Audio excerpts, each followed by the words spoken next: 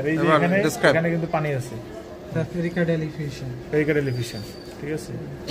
আরবি কোনটা বড়? আরবি এই যে আরবি, এটা সাধারণত এতটুক থাকে, হ্যাঁ, কিন্তু এখানে এত বড় হয়েছে, ঠিক আছে। দিয়ে এই যে এলবিটাকে চাপের মধ্যে দিচ্ছে, এলবিটা এরকম থাকবে, বড় থাকবে, ঠিক আছে।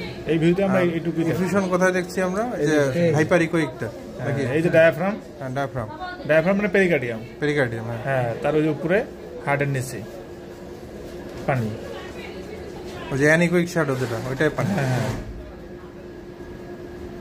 আচ্ছা, এখানে আমরা আবার আসলাম শর্ট এক্সিসে। এই যে এখানে দেখেন রাইট ভেন্ট্রিকলটা বড় হয়ে এটা সাধারণত গোল হবে, না হয়ে এটাকে চাপ দিয়ে এটা ডি শেপ বানাই দিছে, ডি শেপ এলভি বানাই দিছে। রাইট ভেন্ট্রিকলটা বড় হয়ে ইয়ে করছে না, এলভিটাকে চাপ দিয়ে ডি শেপ বানাই দিছে। এটা এলভি কোনটা? নিচেরটা চলা অবস্থা ডি শেপ বানাই দিছে।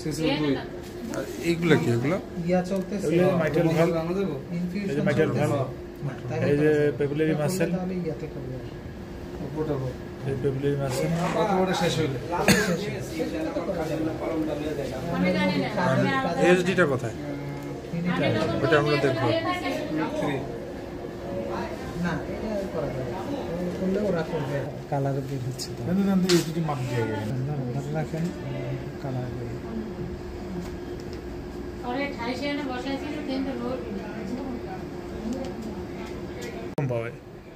টিয়ারের ইয়াটা রংটা দাও, কালারটা, টিয়ারের রং বোঝা যাবে না দাদা, এখানে ভালো বোঝা যাবে না টিয়ারের রং। এইরকম দেখেন যে সেপ্টামটাকে সরাই দিছে, ঠিক আছে। আর আরেকটা হচ্ছে আমরা নিচের কালারটা দিয়ে দেখি যে এখানে কিছু আছে কিনা। আপনি এটা করতে চাইছেন নাকি? ওই দেখতে, হ্যাঁ করেন।